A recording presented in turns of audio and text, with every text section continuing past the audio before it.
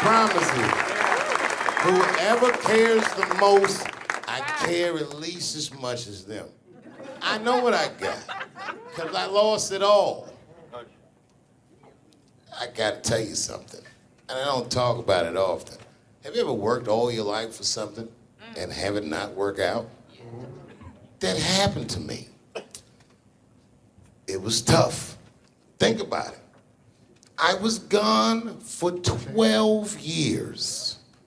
It's not a little bit of time. It was hell. I watched other niggas that I knew become very famous. I watched the world go on without me. I mourned the loss of it. And after a while, I didn't care. Coming back was terrifying. I understand what I am. I really do, more than anybody. Like when they write about me in history, I'll be dead reading it like, yeah, I knew they'd say that. They say that a person can't dream of a face they've never seen. Can't believe that's true, but it's probably true. Boy, I got a long bank of faces. 32 years, I could close my eyes, I could think of any night. There's so many faces. Every night, most nights, they're all looking up, smiling. You have no idea what the world looks like from there. All different races, all different colors, all different kind of beliefs, just looking at me, smiling for 32 years, night after night.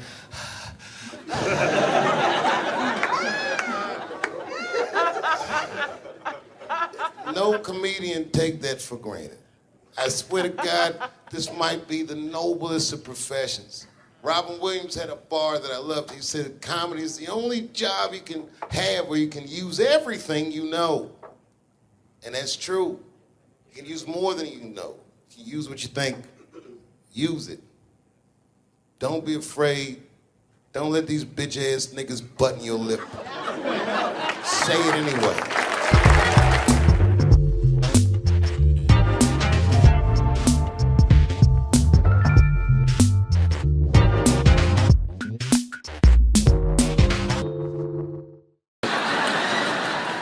The other day, my wife called me creepy. You know, I frequent strip clubs. I don't want to, it's something I like to do.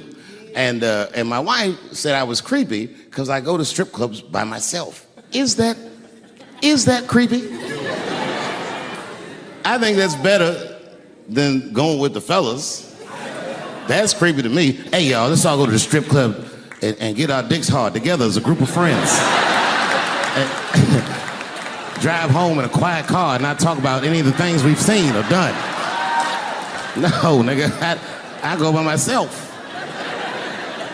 But my wife doesn't understand why I go to the strip club. It has nothing to do with sex, you understand? I need a pinch of sexual energy in a room to relax, but it's more about being out. I like the music. A few naked chicks in there, it just makes me feel good. But I'm not trying to like socialize or meet anybody. You know, sometimes I go to the strip club and I bring a book. I do, and I sit right by the stage because the reading light is better.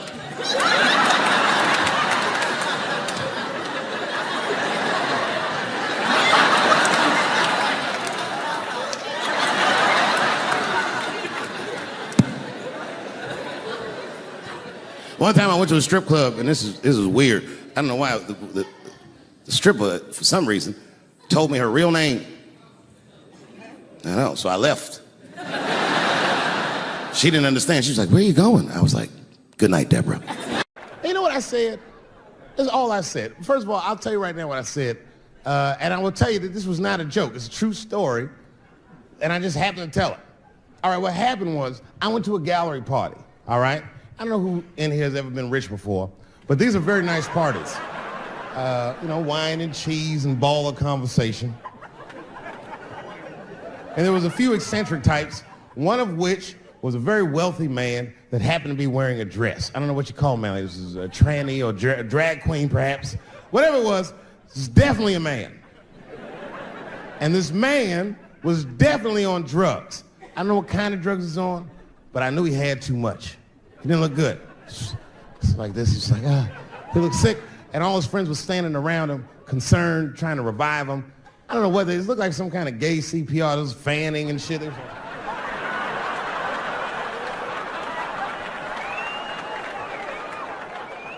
I saw all this from a distance. Now, I should have minded my own business, but I got curious. I was like, oh. And I went over there. All I said, excuse me, gentlemen, is he okay? And then they looked at me like I was evil. Oh. She is fine. I said, word? Oh. I'm sorry, I didn't know this is what we were doing. Here's my thing. I would support anybody's right to be whoever they feel like they are inside. I'm your ally in that. However, my question is, to what degree do I have to participate in your self-image? Is it fair that I have to change my whole pronoun game up for this motherfucker? That doesn't make sense. Seriously. If I put on an Argyle sweater and I'm like, hey everybody, I feel like a white guy in this sweater and I want some goddamn respect and a bank loan. That's not gonna work. Give a fuck how I feel. Why should I give a fuck how you feel? Nigger is a pronoun. But there was no time for philosophical debate. This was an emergency situation. I said, fine. Sorry, guys. I was just worried because she looks terrible. She just fell off the bench. Appears that her dick is popping out of her dress. You mind if I call an ambulance, champ? I'd rather not be at a party where a tranny ODs. There's too many questions to answer.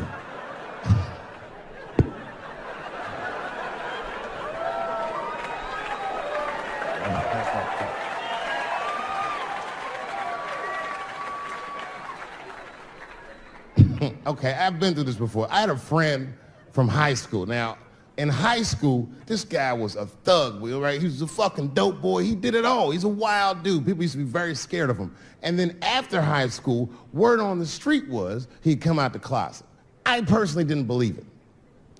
I bring him up because last year, he calls me out of the blue like, yo, what's up, man? I got your number from so-and-so, and I heard you're going to be in New York doing a show. Could I get some tickets? I was like, fuck yeah, get some tickets, man. How you been? He said, well, we'll catch up at the show, man, but yo, I appreciate it. I'll see you soon. I said, all right, man, take care. And I was about to hang up, and I couldn't resist. I was just like, hey, nigga, I heard you was gay. What's going on with that?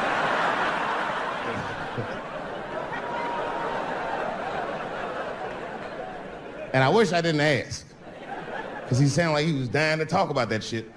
And he had a long story about it. And it's not that I didn't care, but I was, I don't like talking on the phone. I was watching TV at the same time.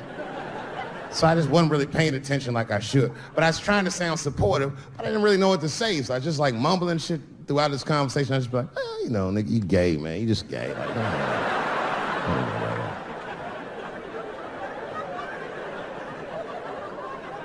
This went on for a while, and then finally I had to say something like definitive to get him off the phone. And I was like, hey, man, you know what? Don't let people get you down, all right?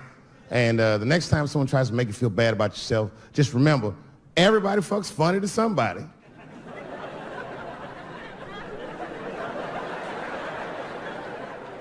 He didn't like that shit. He's like, what the fuck does that mean? I said, huh?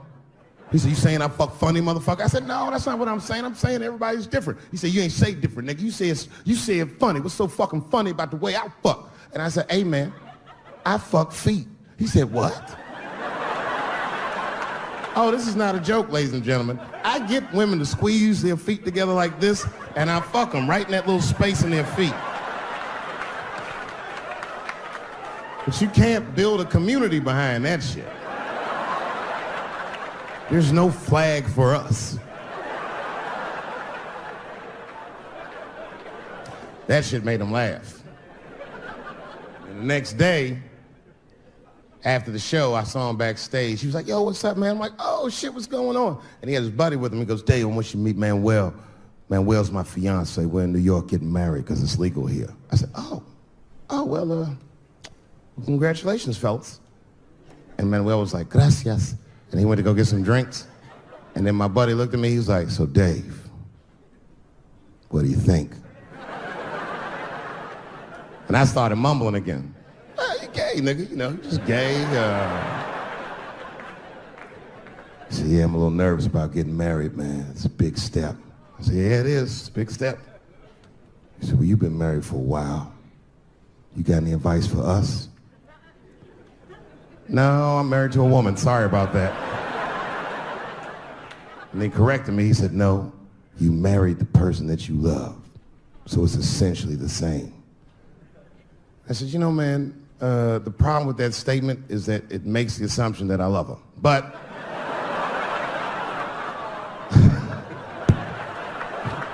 you guys lighten the fuck up. Of course I love my wife. She laughs at this shit. As a matter of fact, she eats and spends this shit. You know what I told him? I told him, I said, you know what you should do, man? First of all, you shouldn't do it.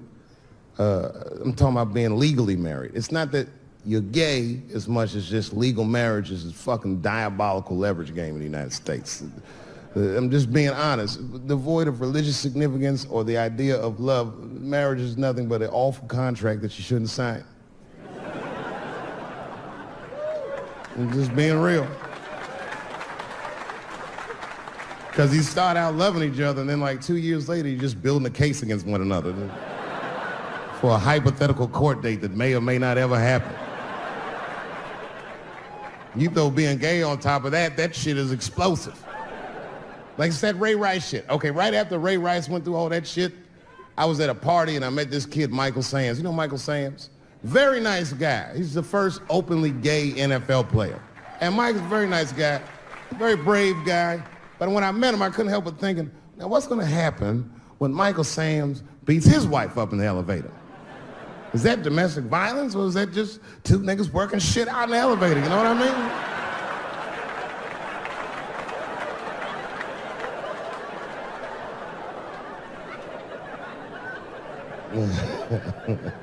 Anyway, I give all married men the same advice, gay or straight.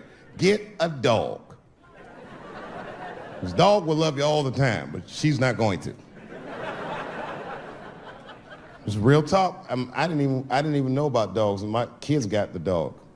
They brought him home from the shelter, and I didn't even want him. They're like, can we keep him? I said, nope. I said, where did you even get this dog? They're like, we got him from the shelter. I was like, ugh. Probably something wrong with him. Can't keep him. And then my kids started crying and screaming like the dog had gambling debts. Please, Dad, if you don't let us keep him, they're gonna kill him. I was like, oh. All right, you can keep him. And this dog was a menace. I hated his guts. Then one night I'd smoked a bunch of weed and I was eating a sandwich and Baba came over. Baba's the dog. He came over and was staring at me. This will make you very uncomfortable if you're just looking at you usually.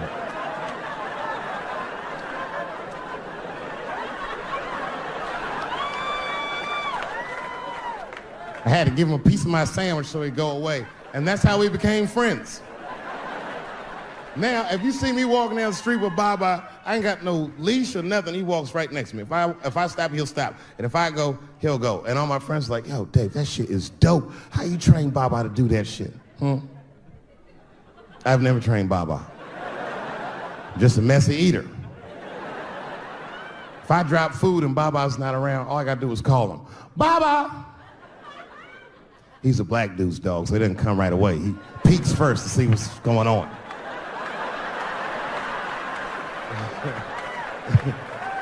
I gotta tap my foot so he can see the food. Over here, little buddy. And he's like, thanks, Dave. He'll come get it and run off. Thank you very much for being here. But before I start tonight, I just wanted to read a brief statement that I prepared.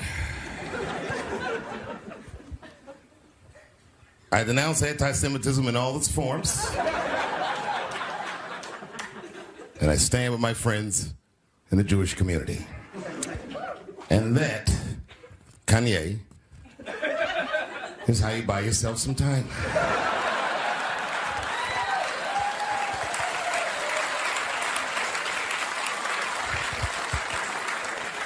I gotta tell you guys, I've probably been doing this 35 years now. And early in my career, I learned that there are two words in the English language that you should never say together in sequence. And those words are the and juice. I've never heard someone do good after they said that.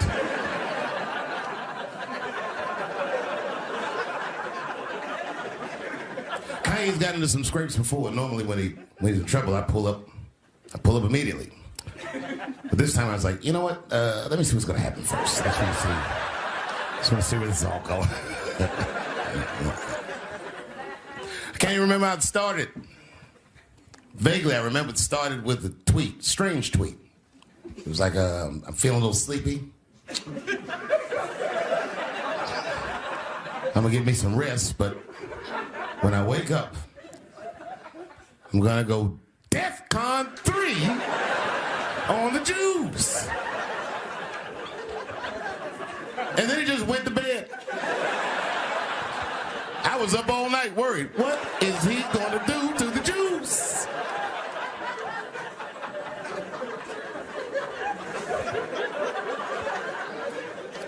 I grew up around Jewish people.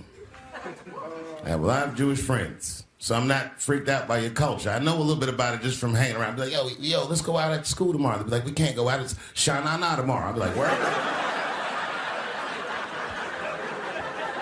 What is Shana Na? I had so many questions. Why do some of your people dress like Run DMC?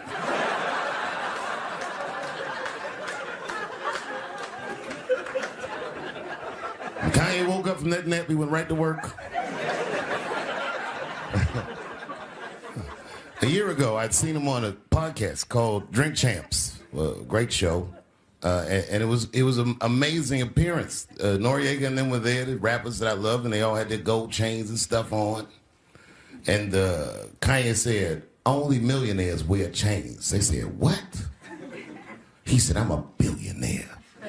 Billionaires don't wear their money on their body. I tucked my chain and I said, oh, snap. That's right. It was a good appearance. It was fun and funny. But when he woke up, he went on Drink Champs again. This time, he was on one. He was mad about something.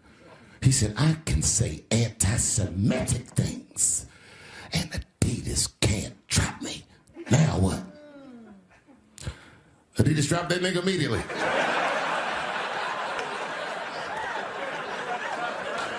Ironically, Adidas was founded by Nazis. And they were offended. I guess the student had surpassed the teacher.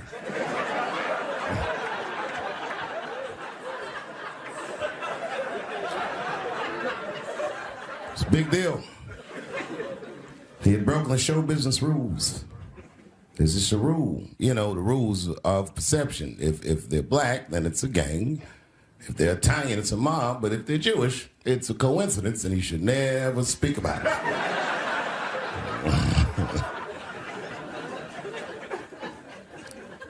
Kanye got in so much trouble, Kyrie got in trouble.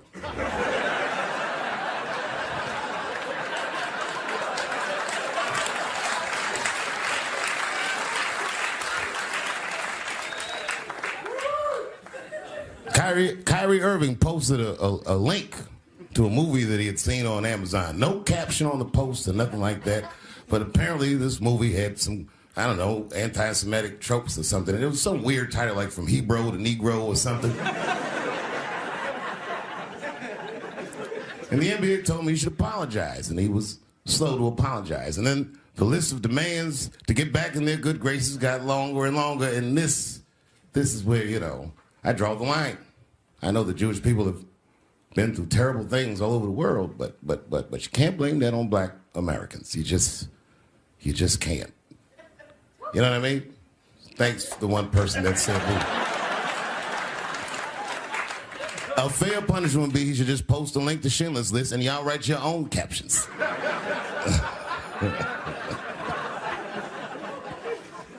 Kyrie Irving's black ass was nowhere near the Holocaust. In fact, he's not even certain it existed.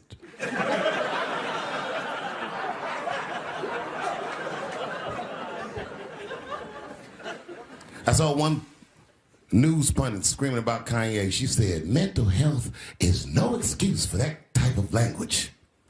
Yes, it is, bitch. You can kill somebody if you're mentally ill. Listen, okay, I don't think Kanye is crazy at all. I think he's possibly not well.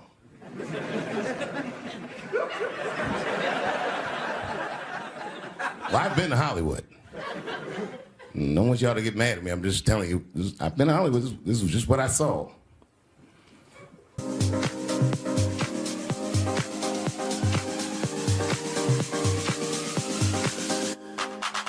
Whatever you do, don't fall for me.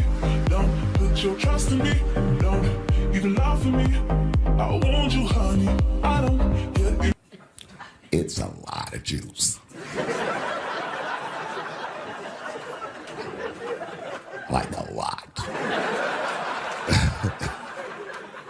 But that doesn't mean anything. You know what I mean? There's a lot of black people in Ferguson, Missouri. Doesn't mean we run the place.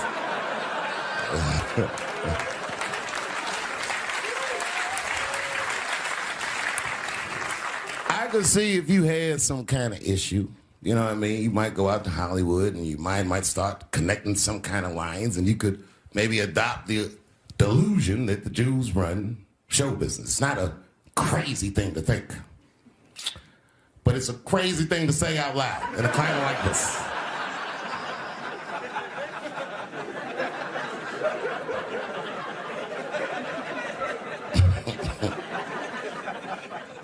Now the midterms are over in this crazy climate, and I got to tell you, I feel like this midterm, like all of humanity, depends on it.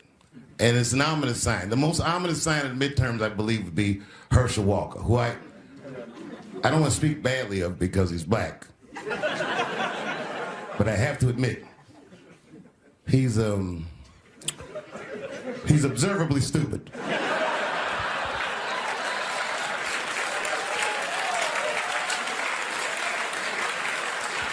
Even when he's not talking, his mouth be open a little bit like. He's the kind of guy that looks like he thinks before he makes a move on tic-tac-toe.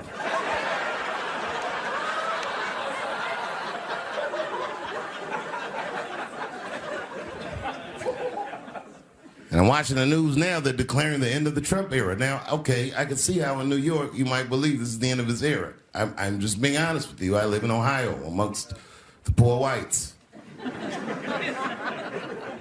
A lot of you don't understand why Trump was so popular, but I get it, because I hear it every day.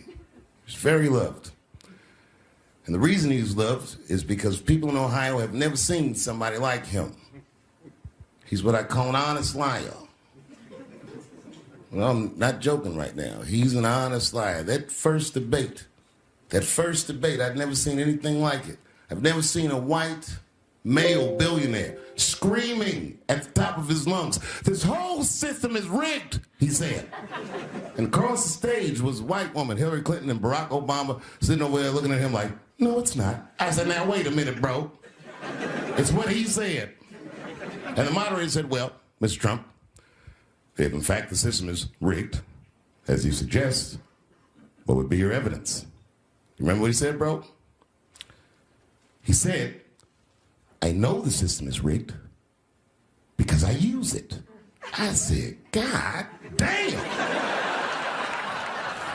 And then he pulled out an Illuminati membership card and chopped a line of cocaine up and did it right into the podium.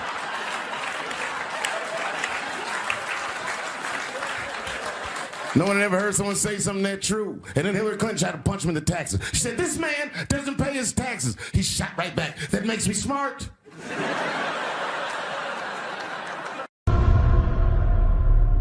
I came back here where I started because I will shoot my final Netflix special tonight.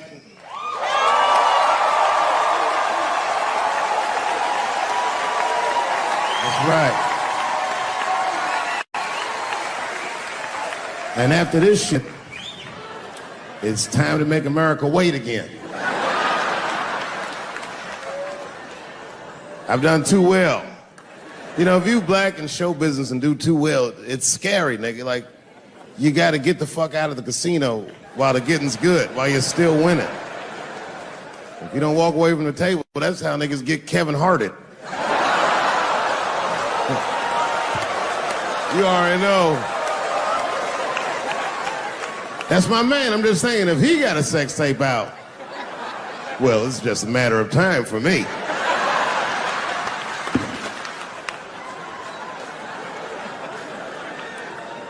But you know why I be thinking sometimes times I want to stop doing comedy, and you know, I don't want to sound like a braggart saying this, but the real like reason I want to stop is because I'm too goddamn good at it. I'm not even exaggerating. It's not exciting. Every night before I come out on stage, I'll be backstage like, I'm sure this is gonna go well. And it always does. I'm so good at writing jokes, and this is not even an exaggeration. I actually write jokes backwards. I will write a punchline with no particular setup in mind. I'll just put it on a scrap of paper, and I'll throw that scrap of paper in my fishbowl. I have a fishbowl in my house filled with random punchlines. And every once in a while, I'll shake the bowl, and I'll dig in there and just pull one out and see if I can make that shit work. And I picked one for this special. It's not an easy punchline to pull off. Are you ready? Yeah. Here it goes. The punchline is, so I kicked her in the pussy.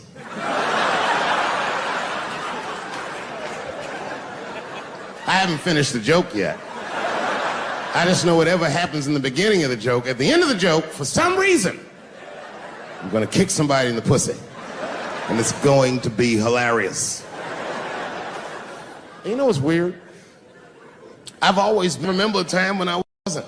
You know, when I was growing up, I was probably about 8 years old, and at the time, we were living in Silver Spring. Yeah. Yes. Common misconception about me in D.C. A lot of people think I'm from the hood. That's not true. But I never bothered to correct anybody because I wanted the streets to embrace me. As a matter of fact, I kept it up as a ruse. Like sometimes I'll hang out with rappers like Nas and them, and these motherfuckers will start talking about the projects. Yo, it was wild in the PJs, yo. And I'll be like, word, nigga, word. But I don't know. I have no idea. My parents did just well enough so that I could grow up poor around white people.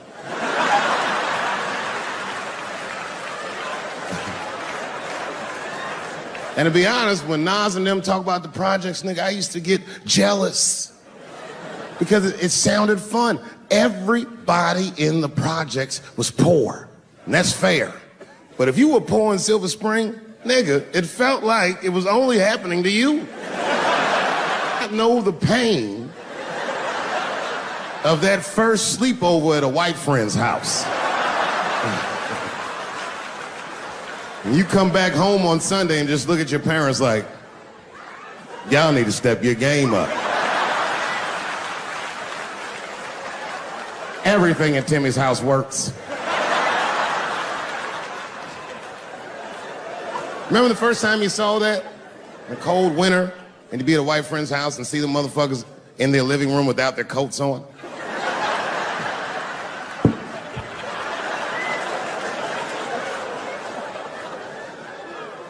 Timmy was one of my first white friends, like, in my life, man. He was a good dude, too. He moved to Silver Spring from Utah, of all places. I guess his family was affiliated with that Mormon church they got down there. And me and him used to hang out.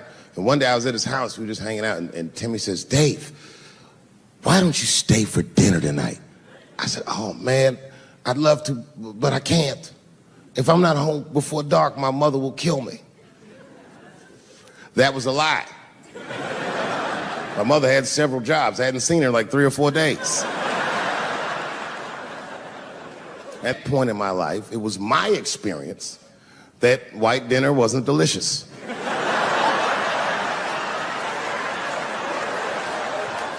I'd rather go home and fry some bologna or some shit like that.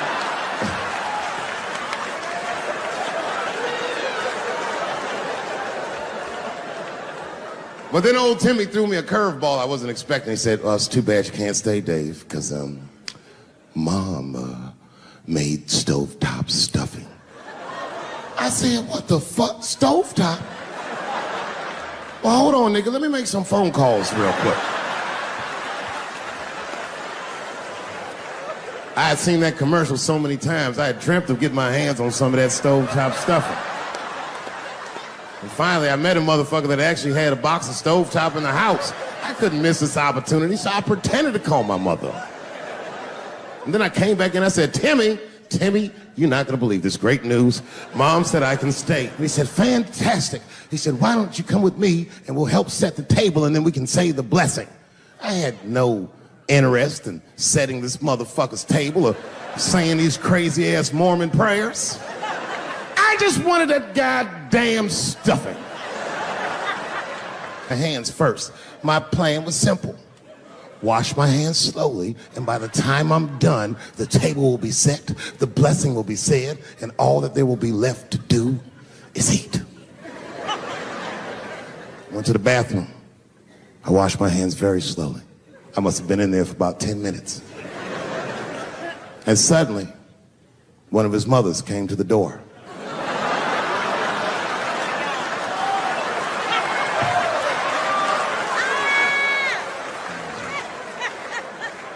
She was like, hi, David, right? I said, yes, ma'am. She said, Timmy tells me that you're planning on staying for dinner. I said, I hope that's not a problem, ma'am. She says, no, it's no problem. In fact, we'd love to have you. It's just that we weren't expecting company. And I'm afraid there's not enough stovetop stuffing for everybody.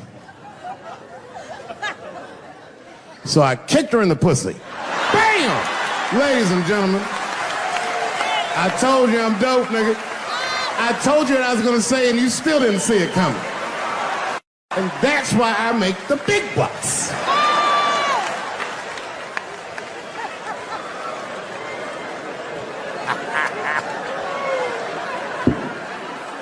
Oh my God. But there's a more important reason that I would stop doing comedy right now. And this reason is the real reason that's been percolating, and it really is the crowd, not you. I'm talking about the crowd on the big stage. It's too hard to entertain a country whose ears are so brittle. Motherfuckers are so sensitive, the whole country is turned into bitch-ass niggas.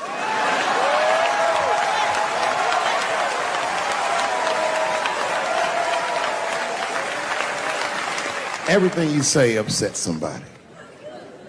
You know, I can remember when it all started. It was when I was doing Chappelle show. When I was doing Chappelle show, I used to do the show, and then on the weekends I do like concerts and shit like that. So I'm doing a concert, and there was a couple in the front row, beautiful couple. The wife was obviously Asian. You could see it in her face.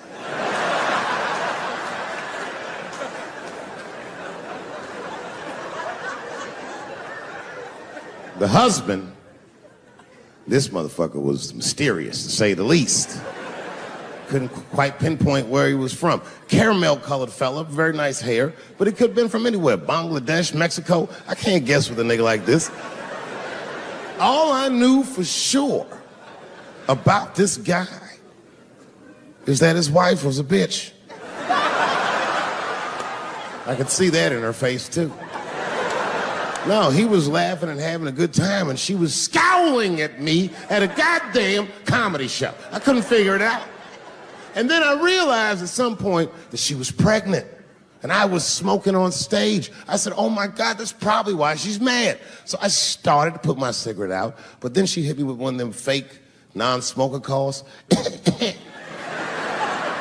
So I just kept smoking. I thought to myself, bitch, that baby will be fine, relax. And I tried to break the tension. I just asked her, that's all I said. I go, hey, where are you guys from anyway? And I could tell that she was on to me. She goes, very condescendingly, she says, I'm from California.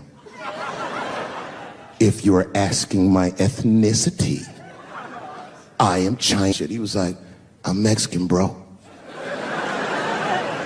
I said, well, I'm sorry if I offended you by asking, but you're a very beautiful couple. And miss, there's no question that you're gonna give birth to the hardest working baby this world has ever seen.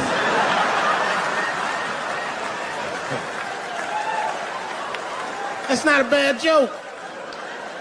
She got very upset. She got up to leave immediately, but she didn't just leave. She had to take one last dig at me on the way out. I will never buy one of your fucking DVDs again. Dave Chappelle. I said, ma'am, with all due respect, Chinese people don't buy DVDs.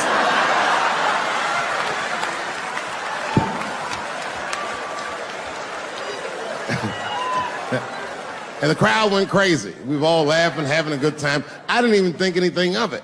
And then just 3 days later, this lady sends a fucking letter to my promoter telling him not to book me for shows anymore because I was, quote, racist, and I'm quoting her, insensitive to the nature of my interracial marriage. I was like, word, bitch, I was.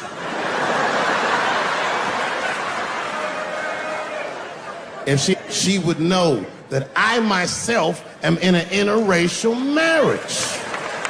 That's right. In fact, my wife is Asian too. Surprise, bitch, I'll see you on Thanksgiving.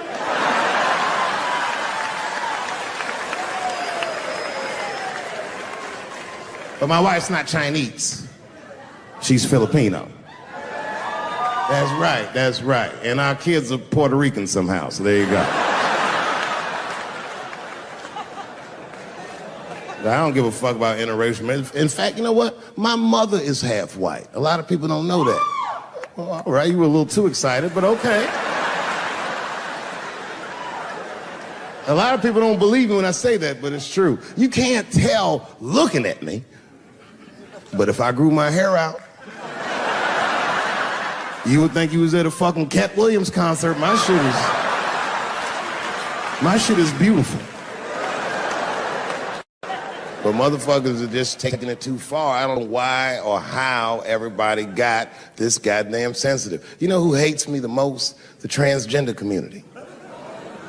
Yo, yeah, these motherfuckers. I mean, I didn't realize how bad it was. These motherfuckers are really mad about that last Netflix special.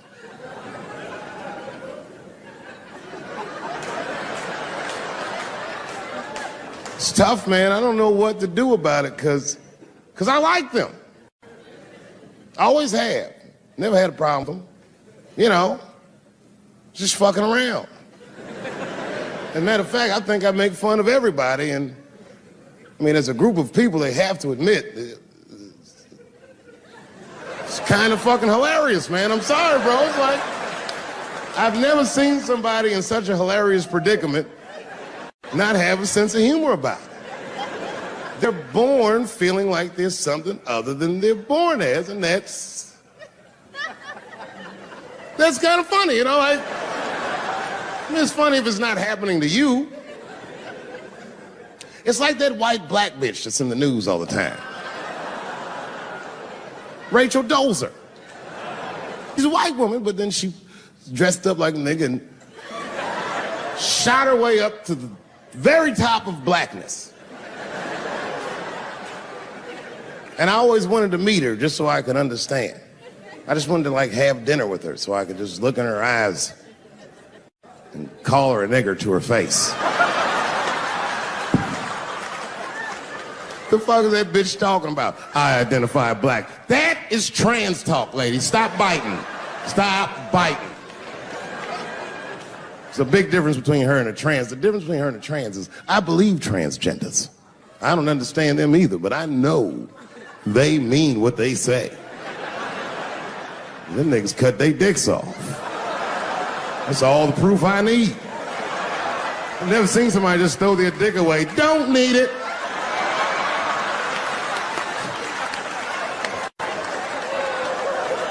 I don't understand, but I believe you and I support your decision, motherfucker. But how far is Rachel willing to go? What is Rachel willing to do so that we blacks can believe that she believes she's actually one of us?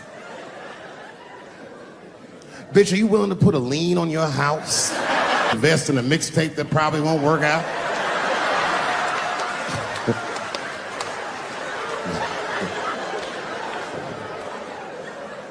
She didn't even change her name.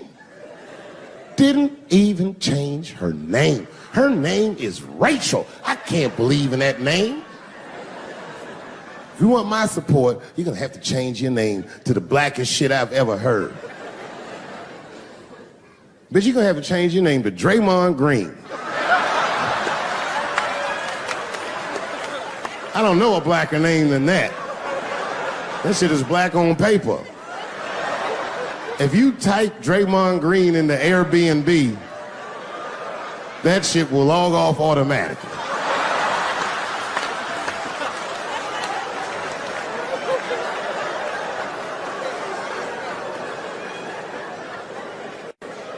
People get mad, bro. People get mad about everything I say. I was doing a show. I was in Portland, Oregon, and I was checked in a hotel under the name Charles Edward Cheese.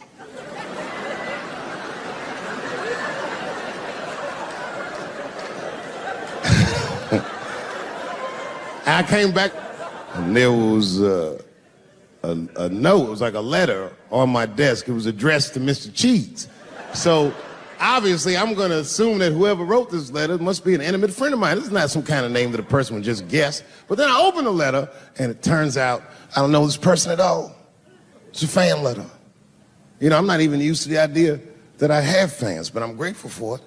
And even though I'm grateful for fans, I don't read those letters. Be nice if I did, but realistically, it's like, what am I, Santa Claus, nigga? I don't have time for this. Like, got shit I want to do. I'm trying to chill. Read all these dreams and wishes from strangers. But I read it. I'd already opened it. So I just read the whole letter. And you know what, man? Whoever wrote this letter truly loves me. I mean, they were really fucking nice in the letter. And then they described to me what it was like to come to the show, how excited they were, how much fun they were having. And then they said that when I got to my jokes about transgenders, that they were, quote, devastated. Because it turns out that whoever wrote the letter was transgender. Now, I'm going to be real for a second. You got to understand, I never feel bad about anything I say up here.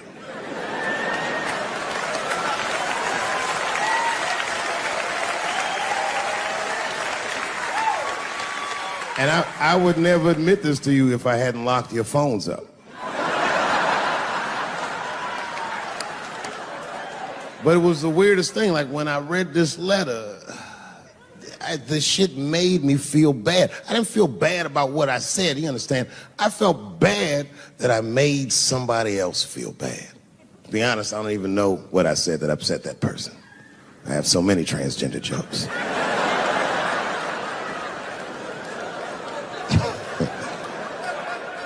But I feel like it was probably this joke I'm about to tell you right now. And it's not even that bad of a joke. It's a true joke. I mean, it's not true, but I had read in the paper that Caitlyn Jenner was contemplating posing nude in an upcoming issue of Sports Illustrated. And I know it's not politically correct to say these things, so I just figured, fuck it, I'll say it for everybody else. Yuck. Oh, sometimes I just want to read some stats. I don't know why you're going to cram some man pussy in the middle of the sports page like this. I just didn't think that was the place for it. But I wasn't saying anything like Caitlyn Jenner's a bad person. I'm not mad at her for doing it. Not even mad at Sports Illustrated. If I'm mad at somebody, I'm probably just mad at myself. You understand?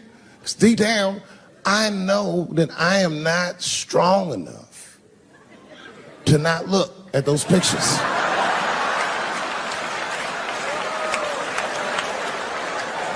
And I don't think I'm ready to see what she's trying to show me. So Caitlyn, goddamn it, if you go through with this thing, bitch, you better go hard or go home. I want you to go all the way. Hustler style. Do you know what hustler style means, miss? That means spread the lips.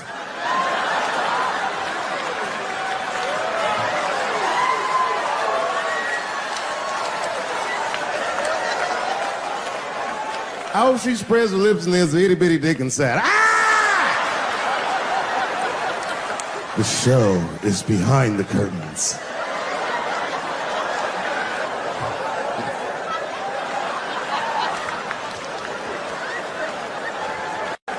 what I said that upset that person. But I'm gonna tell you something. When I read that letter, and the moments after I read it, I did something that many black men in America do not have the time or the money to do. I thought about how I felt.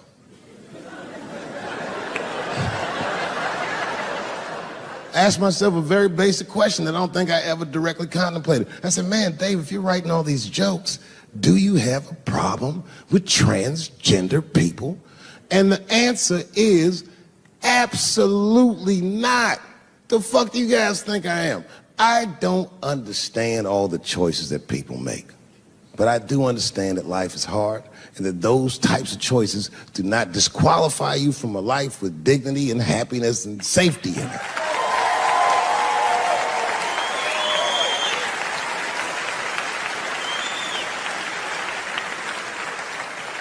But if I'm honest,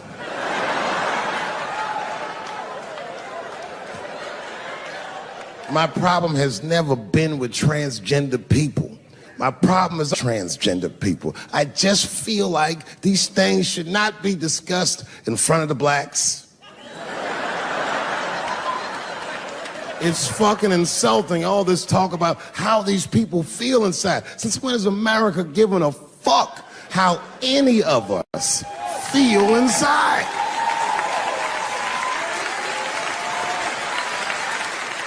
And I cannot shake this awful suspicion that the only reason everybody is talking about transgenders is because white men want to do it. That's right. I just said that. If it was just women that felt that way, or black dudes and Mexican dudes being like, hey, y'all, we feel like girls inside, they'd be like, shut up, nigger. No one asked you how you felt. Come on, everybody, we have strawberries to pick. It reeks of white privilege. You never asked yourself why it was easier for Bruce Jenner to change his gender than it was for Cassius Clay to change his fucking name?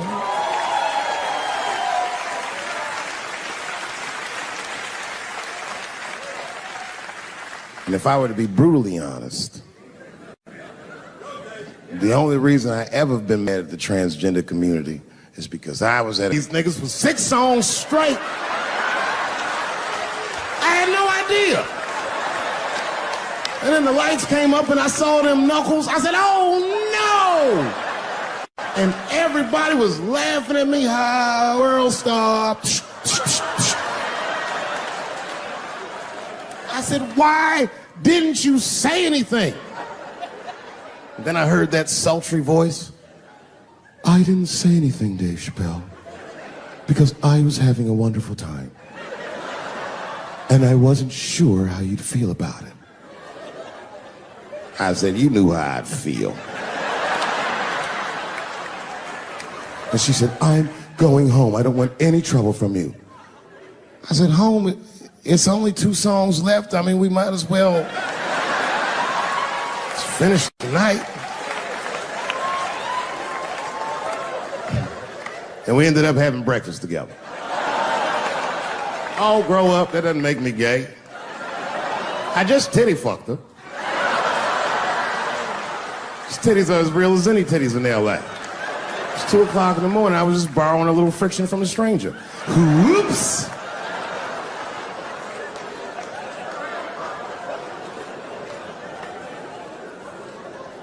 It's the madness of youth. It's the types of mistakes that a man makes when he's young. I wouldn't even know that it's necessarily a mistake. It was a wild night out. But I don't do it like that anymore. I'm old. I'm 44 now. Hey. It's the first time in my life I've ever started to physically feel my age. It's tough, man. You know how I know I'm getting old? This is embarrassing, but I was in my hotel room.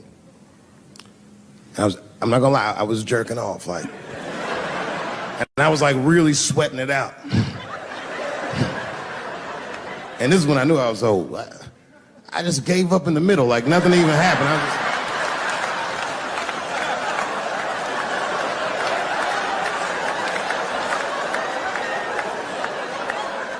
I don't like looking at my dick anymore. My dick looks distinguished. It's old, an old looking dick. It's got salt and pepper hair all around it. My dick looks like Morgan Freeman in the 90s. Without the dots. My dick narrates. Dave pulled me out and started jerking me around and jerking me around. But not with the same vigor as when he was young. He and I both knew nothing was... I see my age in my children. I came home from the road. This is not long ago. I've been gone for, if you can picture, I was gone for weeks and weeks. And when I came back, nobody was home.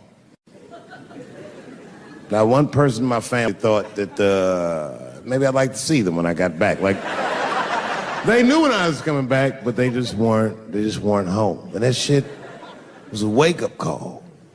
You know, like when my kids were little and the tour bus would pull up to the house, these motherfuckers would spill out.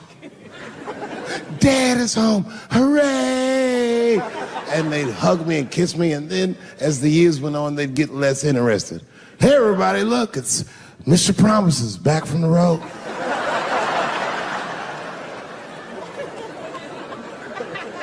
But an empty house, that's some cold shit. And I went into my oldest son's room. I was like, hello, hello. He was gone. And I'd never done this to him before, but for some reason I just did it. I just looked through his shit. Just to see who this motherfucker was becoming. And I found these notebooks and I started going through them. Written as his handwriting. I didn't even know this nigga wrote poems. And then I looked through his drawers and I opened up his middle drawer. And I found this rolling paper. And I looked down at them papers like, oh, that's where that poetry's coming from.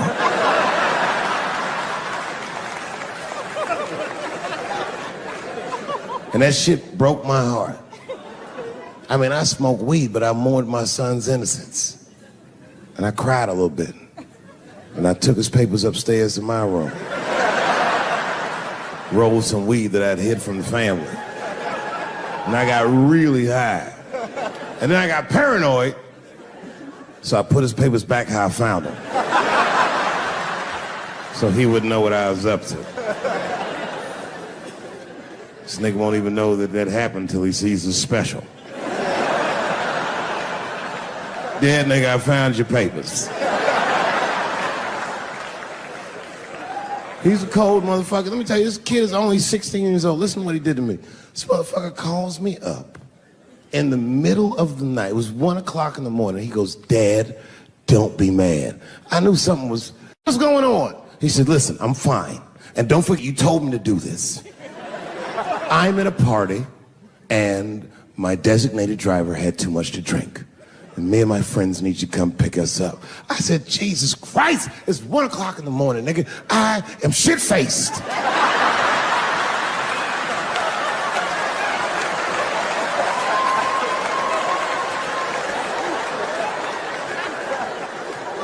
But I figured, fuck it, it's better me than some kid. I might as well roll the dice and go pick my nigga up. I said, all right, I'm coming to get you. Just give me the address and I'll be right there. And then he gave me the address and I was shocked. I said, son, you are not gonna believe this, but I'm at the same party, nigga.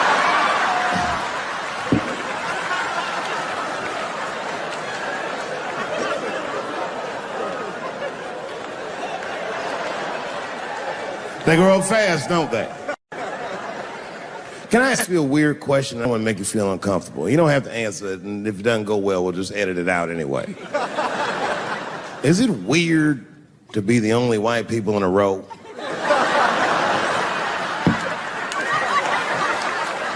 Is it weird? I mean, to be honest, does it feel strange? Are you worried at all? Give me your money, motherfucker. I'm just fucking around. I was gonna say. This guy got ice in his veins. He didn't even buckle. You know, like many black men my age, the first time I voted was 8 years ago. Right. I saw Obama on TV and said, oh, I'm voting for this nigga. I remember the day I voted for Obama. I voted in Ohio, and my vote matters in Ohio. Ohio is a battleground. It's like that white black bitch that's in the news all the time. Rachel Dolezal. She always says that. She's a white woman, but then she dressed up like a nigga and shot her way up to the very top of blackness. But how far is Rachel willing to go? What is Rachel willing to do so that we blacks can believe that she believes she's actually one of us? Bitch, are you willing to put a lien on your house so that you can invest in a mixtape that probably won't work out?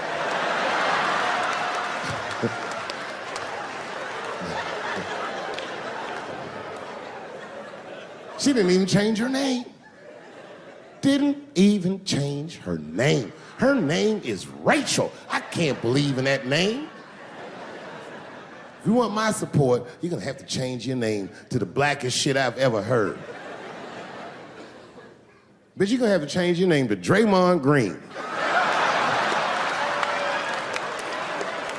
I don't know a blacker name than that. That shit is black on paper. If you type Draymond Green into Airbnb, that shit will log off automatically.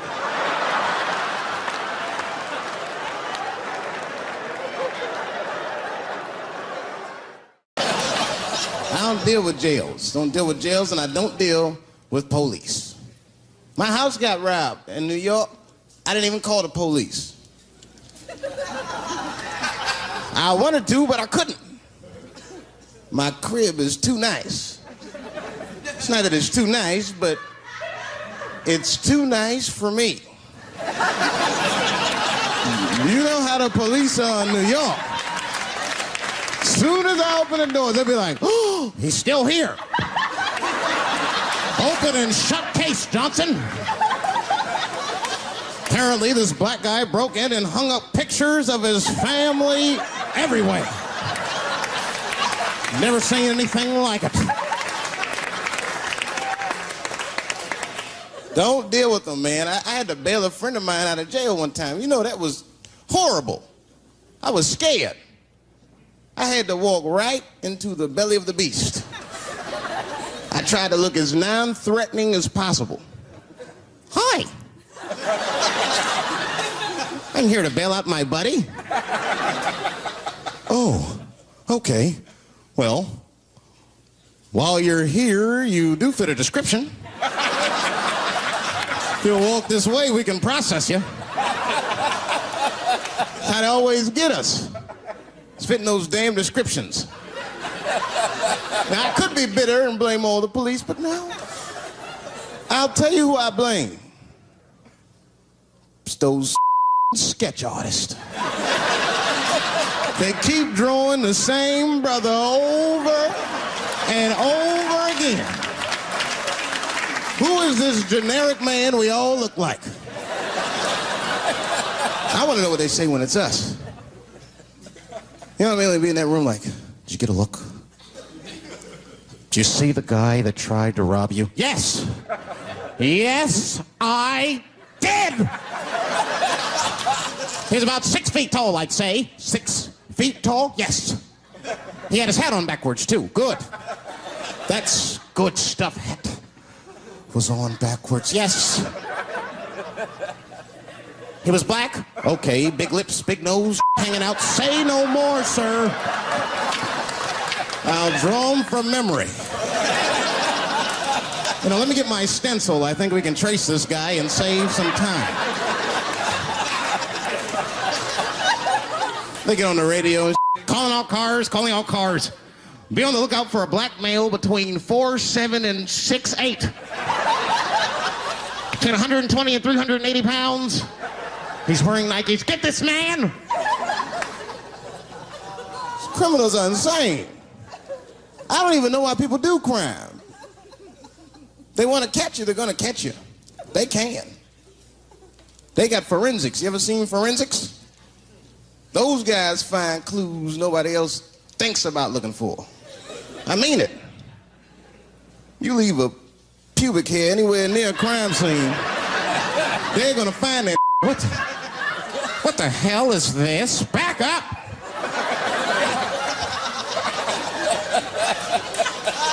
We got a match. Then they look at the pubic and tell all kinds of information. Looks like there was a struggle. Time of death 307. It's amazing. I saw him get a dude one time on court TV. It was embarrassing. It was a sexual assault case. I knew the defendant was lying. I could feel it. He defended himself too hard.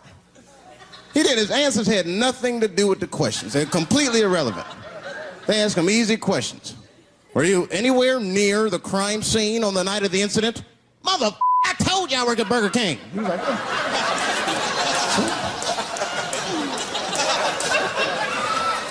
That went on for hours. Then the prosecutor got fed up. Said, I've had enough of this. Called the forensics to the stand. Forensics was like, Your Honor, we are prepared to testify that we found the defendant's semen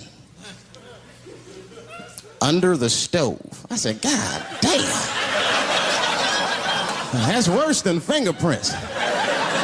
You know, they find your semen, you've been there at least a minute. But that's what I want to know. Under the stove? You find semen like that? Or do you look for it? Like, do they walk onto a crime scene like, this place is a mess? Check it for semen. Or do they just like walk in and slip? Oh my God. What the hell was that? Semen. They find it on every crime scene. It's like, what are burglars doing? So we got the stuff, let's get out of here. Wait a minute. I want to leave my calling card. The semen bandit has struck again. I don't understand nothing anymore. I don't. I watched TV the other day. Now tell me, maybe it's just me. Maybe I'm crazy. Is it me? Is it me, or do commercials have nothing to do with the products anymore? You think I don't even know what a commercial is about until the end. Everyone's a surprise nowadays. You seen that commercial where the lady got the black eye? This lady come on TV with a black eye, she's crying. She's like, I smoke crack. And my husband beats me. And then a voice came on and said, got milk? I said, what the? It has nothing to do with milk. I'm not saying I'm a commercial expert, but I'll make a better milk commercial than that. Just make it nice and simple. I just do a close-up of a titty and put milk right underneath. If that doesn't sell milk, nothing will, boy. I'll tell you that right now. It's 1997. Titties are industry in 1997. They are. I know they are. I'm a customer. I went to a titty bar last week at 3 o'clock in the afternoon. Now that's bad. That is bad. Because it wasn't like I was out. Said, let me swing by the titty bar. No. No, I left my house specifically to see some tits. Can't judge me, there's breast in there. It's just what men do. If a guy runs up to you on the street, it's like, hey, hey, don't go in that building. There are naked girls showing their breast. Be like a white dude in a horror movie. I better investigate.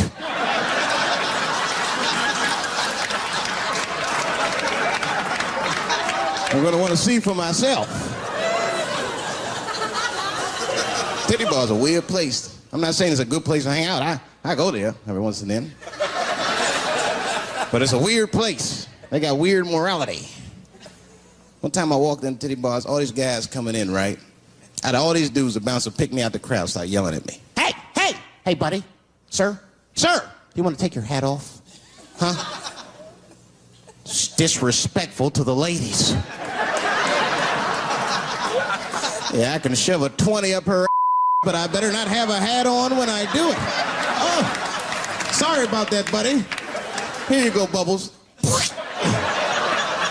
Forgive me for the hat thing.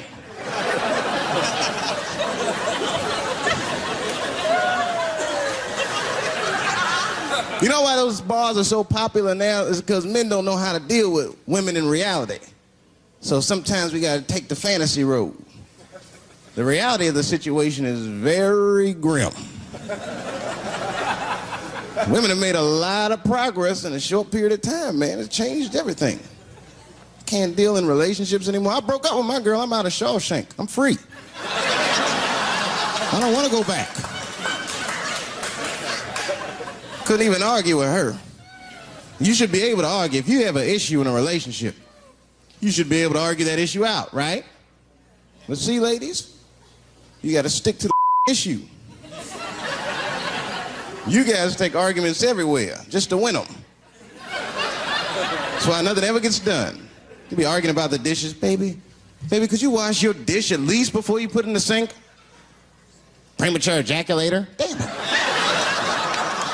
You know, why you gotta bring that up? I don't even believe in that. I don't. If I man, it was right on time. That's the way I see it. And as far as I'm concerned, I can't fast enough.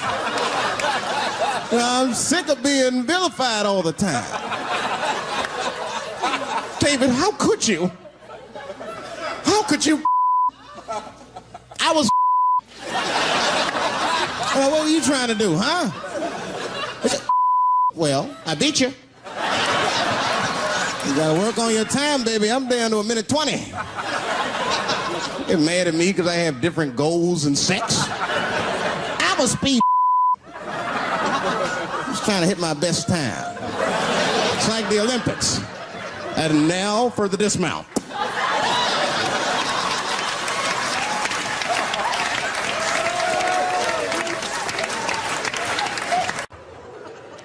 And now we get to the core of the crisis. What is a woman? What is that in this day and time? Is there even such thing as a woman or a man or anything?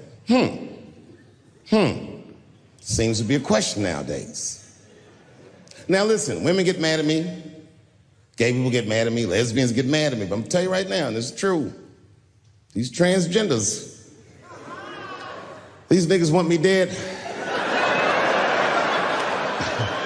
I've gone too far, I've said too much. And I gotta tell you, I'm very worried about it. I'm not even joking. Every time I come out on stage, I be scared. I be looking around the crowd, searching for knuckles and Adam's apples to see where the threats might be coming from.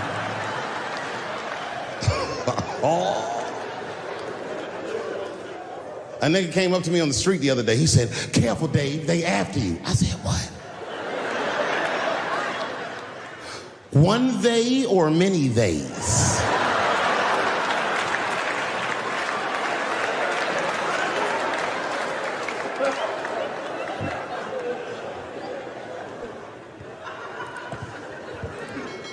Before I even say anything about that community, you must know, and I hope you all feel the same way, I am not indifferent to the suffering of someone else. There's laws, the mean laws in our country. North Carolina passed a law once that said a person in North Carolina must use the restroom that corresponds with the gender they were assigned on their birth certificate. No. No, that's not a good law. That's a mean law. No American should have to present a birth certificate to take a shit at Walmart in Greensboro, North Carolina, where the baby shot and killed a motherfucker.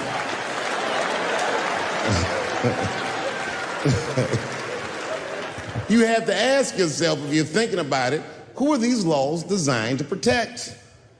Like, let's say they designed this law to protect me, my interests. Transphobic comedian Dave Chappelle. And let's say that I'm in Walmart doing a little shopping with my family. Now, I should tell you, if that ever happens in real life, you should know that my dreams didn't work out. But let's say something goes horribly wrong, and there I am in Walmart with the poor whites rummaging around for mediocre goods and services.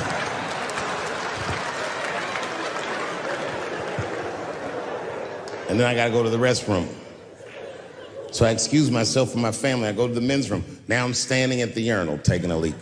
And this is what this law is gonna do.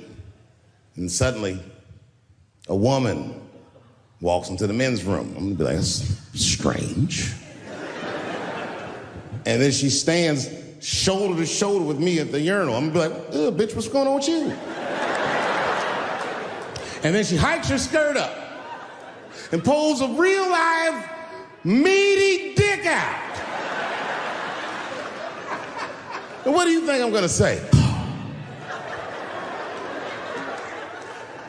Thank God she's in here with me. At least now I know my family's safe. No, I'm not gonna feel that way at all. I'm gonna feel very uncomfortable. I would feel better if it was a man with a vagina that backed up to the urinal next to me.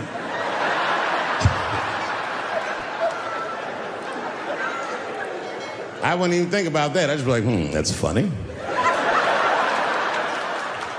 This guy is peeing out of his butt for some reason. Oh my God, he must be a veteran. Thank you for your service.